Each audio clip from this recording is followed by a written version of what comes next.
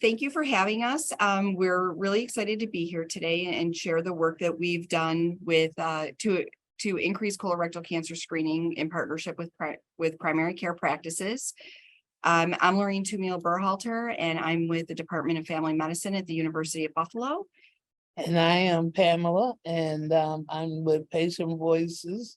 I'm a navigator and an ambassador for health disparities.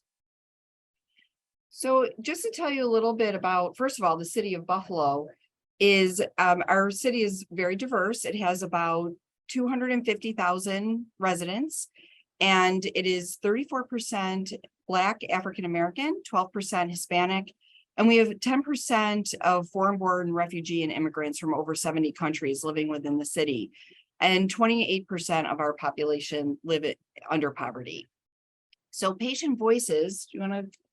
What we try to do is go out into the community and try to help them with some of the disparities that they have. And a lot of the clinics were wondering why colonoscopies were never being completed.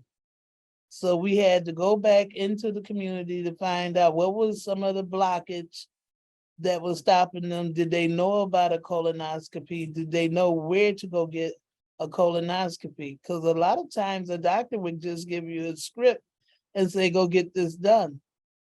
But a lot of people didn't know where to go get it done. And then there was PrEP for certain people on medication. You're not supposed to eat during a colonoscopy, but if you're a diabetic and need insulin, there were certain grounds that you could do to still get this colonoscopy done and have it come out correct.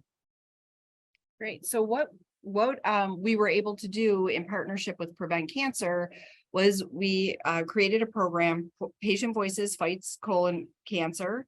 And we partnered with a couple practices because we really wanted to look at practices where screening was a challenge and that where resources to get colonoscopies or any sort of colon cancer screening wasn't readily available. We had a model with Patient Voices with the peer, as Pam mentioned, with peer and patient ambassadors, where the practices can't do all the follow-up that they'd like to do on their own. And so this is where our partnership really comes into play to talk about how we can help, how, the patient to patient communication can really be important. And not only in scheduling patients for colonoscopy or colon cancer screening, but also in identifying some structural barriers that have come up that people didn't realize about and our providers didn't know about. And also just being able to track what kind of impact we're having. In one of the clinics, we made the appointment directly to the doctor that was doing the colonoscopy. Then we had options in both clinics, whether they wanted a fit kit or the Cologuard kit. And we had to explain to them both what it was. Regardless to the fit kit or the Cologuard kit, if it came back positive, you was going to have to do the colonoscopy. But we had so many of them that did the fit kit that everything was okay because we had to do a follow-up call with them to make sure that they did get their results back. And if they did come up positive, where we can have them scheduled to go get their colonoscopy done. Yeah, and so each practice, we worked with two practices, one in the city of Buffalo and one in the city of Niagara Falls. It's just about 20 minutes north of Buffalo.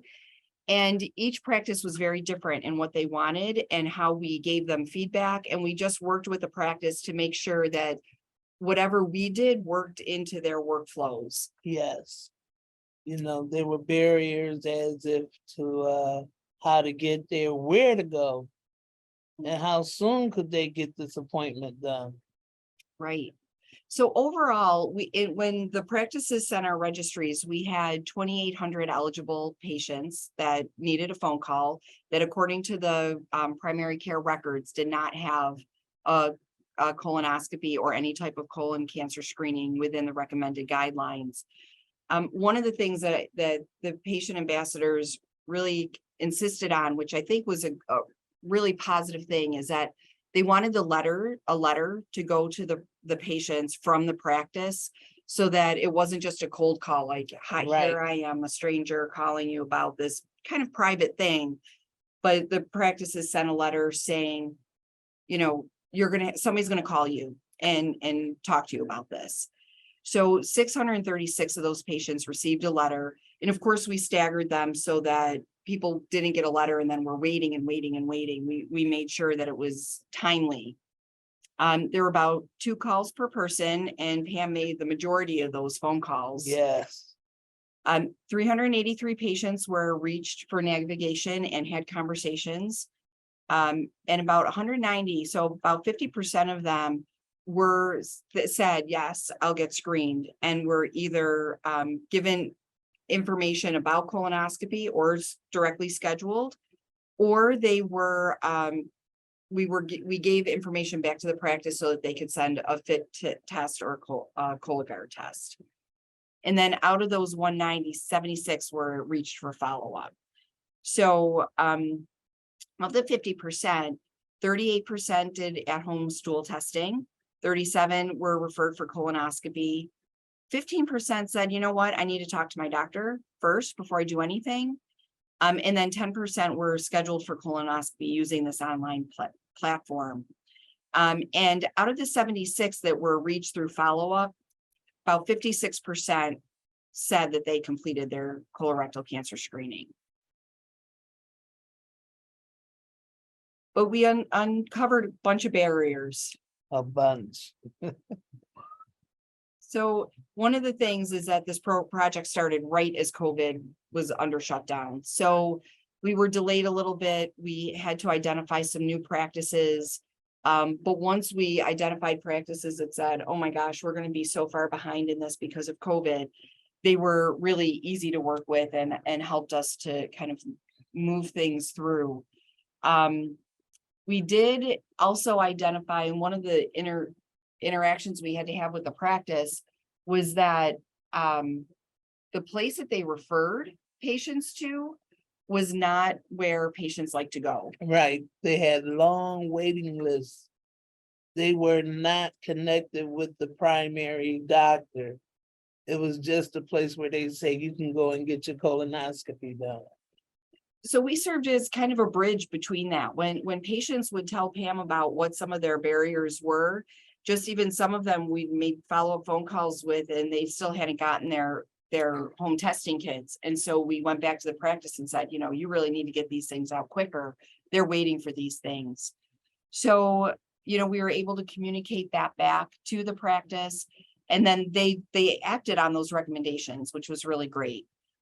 So right now, our funding ended for this project, and we continue to look for funding for this and other projects that utilize the patient ambassadors. We've seen that be a real positive and a nice complement to primary care practices, and very much in the area of cancer screening, and looking for ways to address the barriers that were identified.